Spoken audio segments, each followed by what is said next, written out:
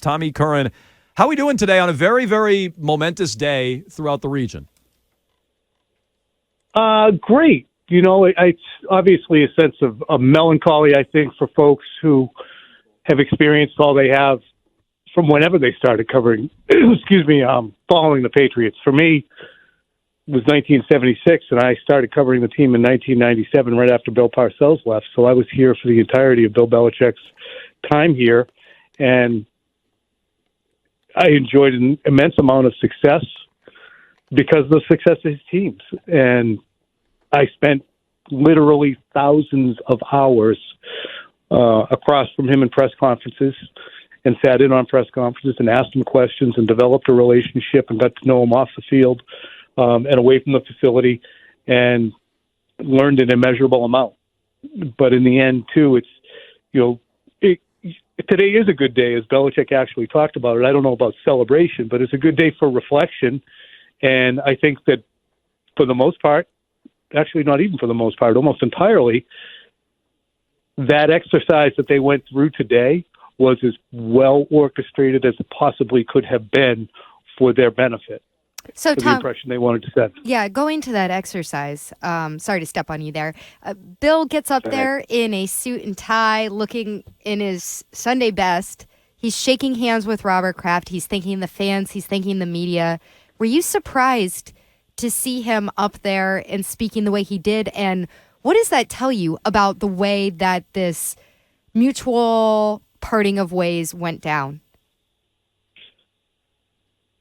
Yeah, I think Bill wanted to be able to do things on his terms entirely. That's why he did not want to take questions. That's why he would have preferred, my understanding is, to not have had Robert Kraft take questions today. He wanted a clean break in which statements were made. This was done in lieu of an impersonal statement being sent out, where it's just an email and we're reproducing it on various social medias. And this was an opportunity for the flesh and blood person to extend a thank you. So I think that I understand his logic there in terms of, do I want to sit here and talk about what went wrong with Mac Jones after I give a heartfelt thank you to the fans, to my players?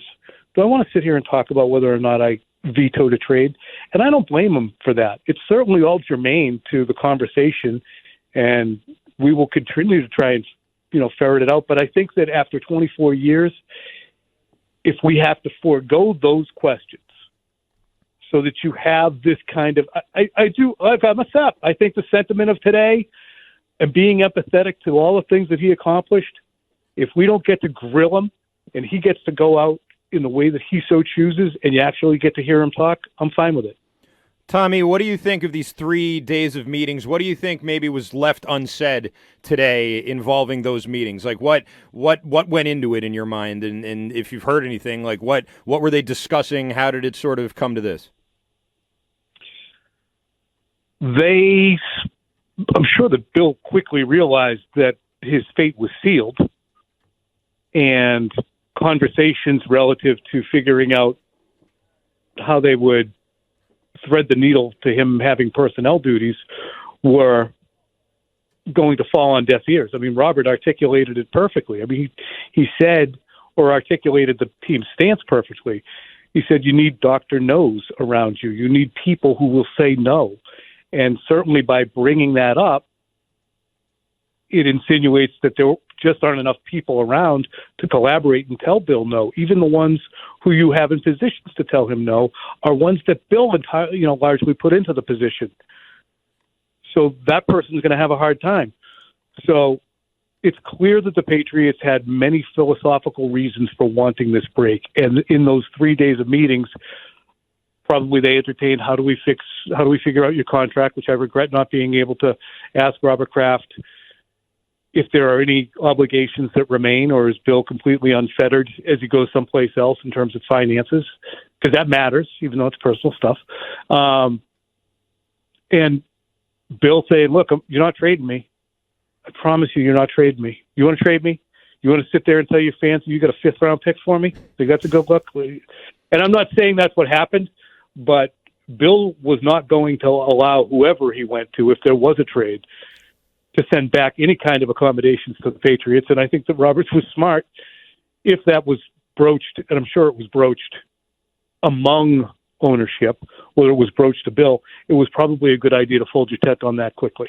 Yeah, I think I was watching a video of you and your colleague Phil Perry earlier today. I think the way he put it was, it may not have been best for the football team on the field, but it was best for the organization, right? To do something like that. It's worth reading, and I should have mentioned this off the top.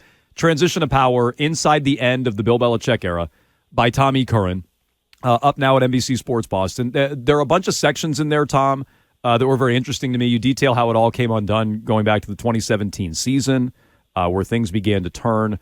I was very interested in the section on loyalty and legacy, and it was all great. But this jumped out to me, the idea that Bill feels betrayed by all of this. Can you expand on that? Sure. I think that Bill has indicated over the course of time when asked about, certainly in March, why should Patriots fans be optimistic about the direction of the team? And he says the last 25 years. Or in 2019 when he was asked about how do Patriots fans, what's the message to Patriots fans right now after the loss to the Titans and them having been with you through thick and thin. And Bill, to his credit, and rightfully so, said, I don't think there's been a lot of stint around here. I don't hear that from a lot of fans. I asked him about draft picks a year or two ago on a Zoom conference, and he spent 13 seconds rocking back and forth. And then ultimately said, Tom, I'll put our record over the last 20 years up against anybody's.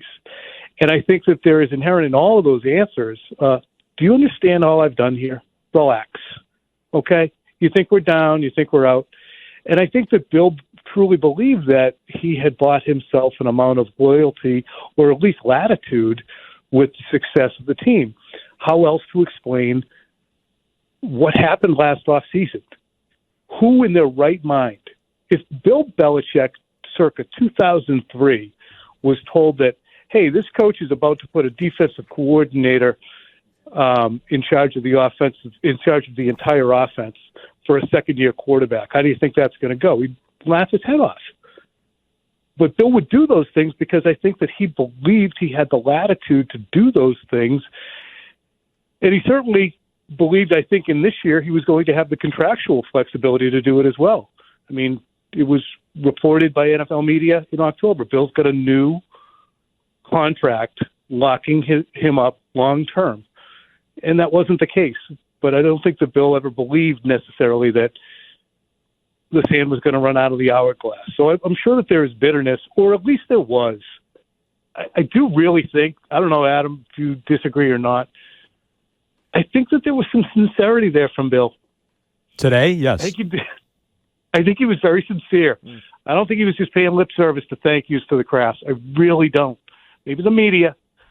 No, that was lip service for sure. But I think he was extremely sincere. And that's why I think he probably wanted to appear instead of having a statement out there so that it was like, yeah, well, Bill still can't stand those guys. He'll never will. So, Tommy, I know we're spending a lot of time on Robert Kraft and Bill Belichick, but I'm looking at your Twitter profile as we speak. And as we look ahead to who might be the next head coach here in New England, what's your deal with Gerard Mayo? Because I'm seeing him in the header of your profile. You know what? It's fun. He and I hosted Quick Slants. That stupid header on Twitter, right? The thing at the top? Yeah.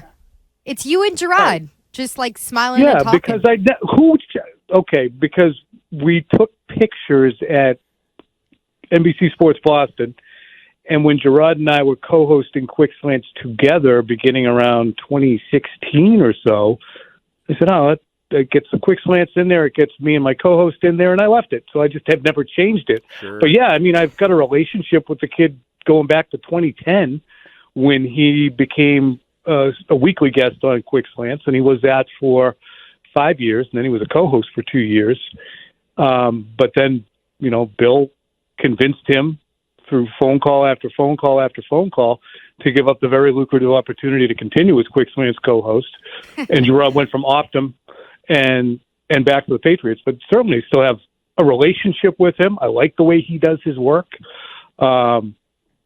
but I like the way Bill does his work. I like the way Bill O'Brien does his work. I mean, certainly I've got a long-standing relationship and a friendship, I would say, with Mayo, but I would have the same trepidation the Patriots fans have relative to how much experience does he have? What kind of support will Gerard Mayo have? Can he get an offense up to speed? All of those things will be questions. To me, to analyze from the outside, removing any interaction as best I can, the most important thing Mayo will do will be to change the tenor of the leadership in there, where it's less, fear-based. Guys are walking on eggshells and not looking forward to coming to work as much as we heard over and over and over 20 years, really. But there will be a tenor change that accompanies Gerard Mayo's presence, if indeed Gerard Mayo is given the job, which indications that I get, it will be the case. Tom, what is the Belichick market going to look like, and where is he going to go?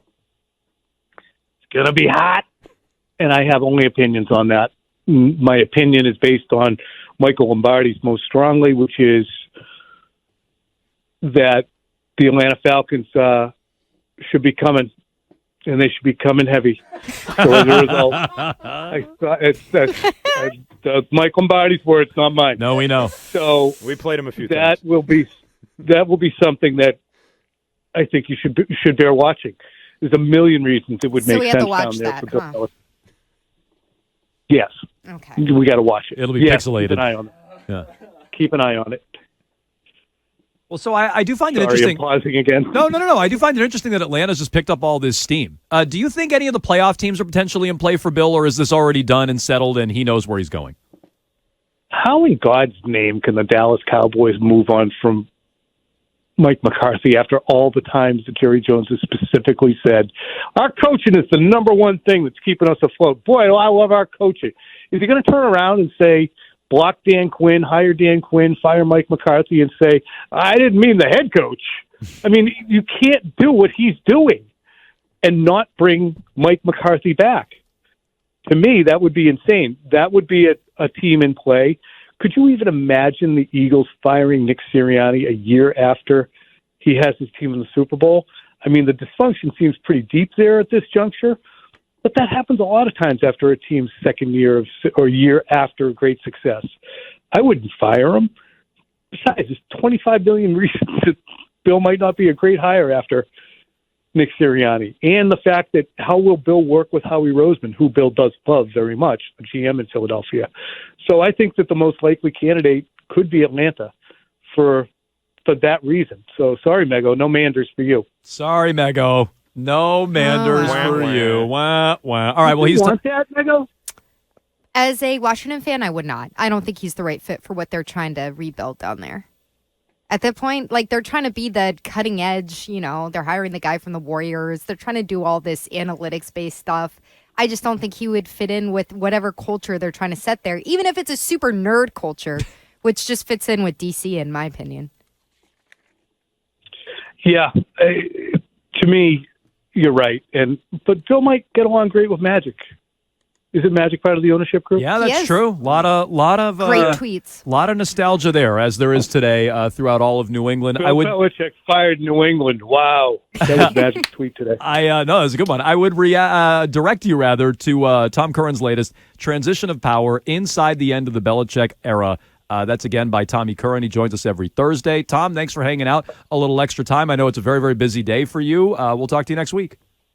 No, always a pleasure, and thank you always for making sure you share the work that I do and giving me the platform every Thursday to do this with you guys. I enjoy it. All right. Thanks, Tom. Thank you, Tommy.